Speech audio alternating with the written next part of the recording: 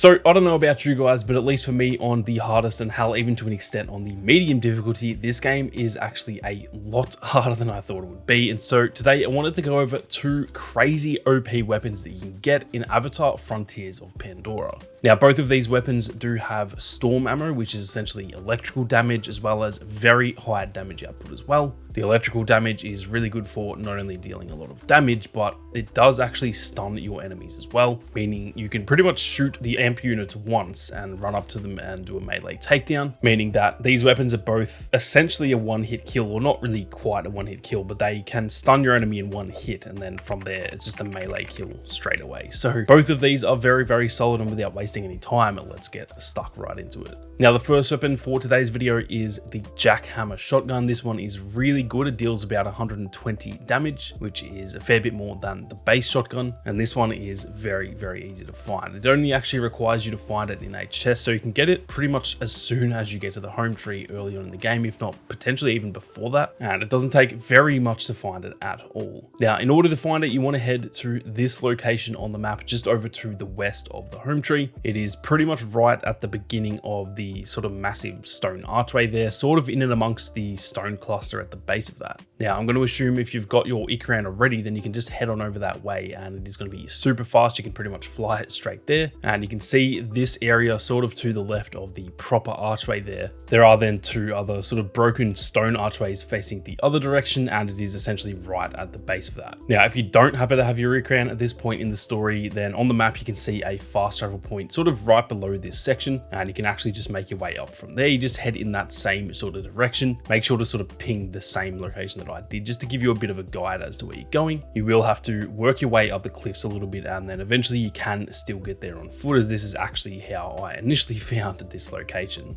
Once you are here, you will see some RDA chests on the ledge there. You just need to use your SID to open that chest, and then you will have your Jackhammer shotgun. Just go and equip it through the character menu by replacing the base weapon.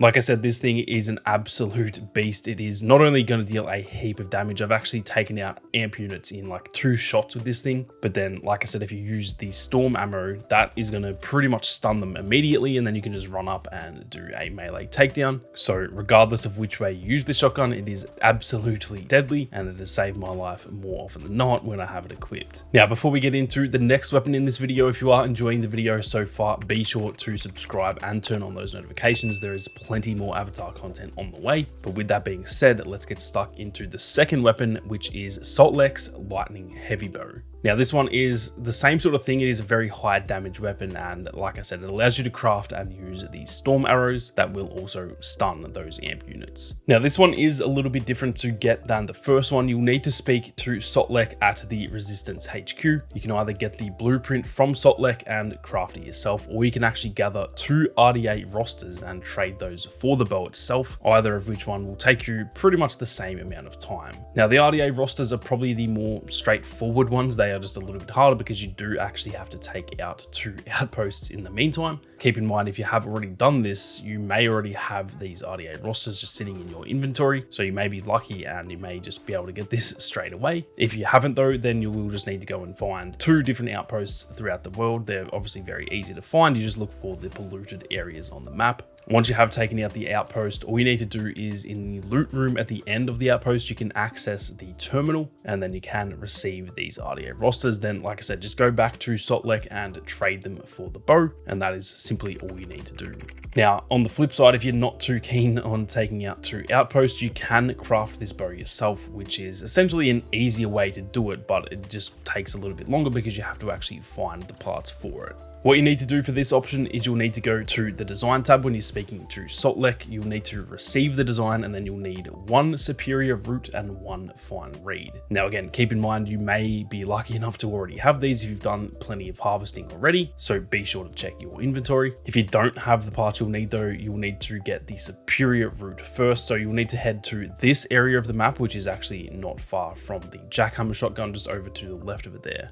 Once you're in that area, you want to find these massive trees that have these sort of like vines or roots running up them, and essentially the ones that have the sort of like yellowish mushroom pads or whatever they are growing on the side, as those are definitely the easiest to access. Once you've found some of these trees, you just use your Navi sensors to try and pinpoint the roots that you're looking for, which are these canopy roots. And all you need to do from there is to get one of these in pristine condition. Now, to get the pristine condition, it needs to be daytime, and then you will just need to aim the stick up and slightly to the left before you pull the root. Once you've got it, you are then halfway there to crafting this bow. Now, the next item you'll need is one fine reed, and there are some up in the upper planes that are very simple to find. Keep in mind, you will obviously need to be up to this part of the story to get to the upper planes, but it doesn't take very long to get there at all. It's probably around 5 or 6 hours at most. Now, you want to place a marker just to the right of this like Celebration Valley text on the map, and then once you are over in that section, you just need to look for some of these yellow reeds, which are very easy to find. They do stand out quite a bit in the rest of the environment. To get them in pristine condition, once again, make sure it is daytime, and then just move the stick over to the right before you pull, and there you have both the necessary materials to craft your bow. Simply head to a crafting table after that, select the lightning heavy bow, select those 2 items that you just collected, and craft your very own lightning bow. This one is honestly just as useful as the shotgun when it comes to stunning those amp units, and then obviously you can run up and do a melee takedown once they're stunned, making it a lot easier to take them out. And especially when you have both of these weapons at the same time, it pretty much just means that you have more ammo, so you're going to be able to clear entire outposts with pretty much just the ammo from both of these 2 weapons. So anyway, hopefully this one helped you guys out. If it did, be sure to hit that subscribe button. And I'm also keen to hear if you guys want to see more content like this on Avatar, finding all the best weapons and gear in the game and showing you guys how to get it. So if you are keen on that, be sure to leave a comment down below. But with that being said, thank you all very much for watching. You guys have a great day, and I'll catch you all in the next one.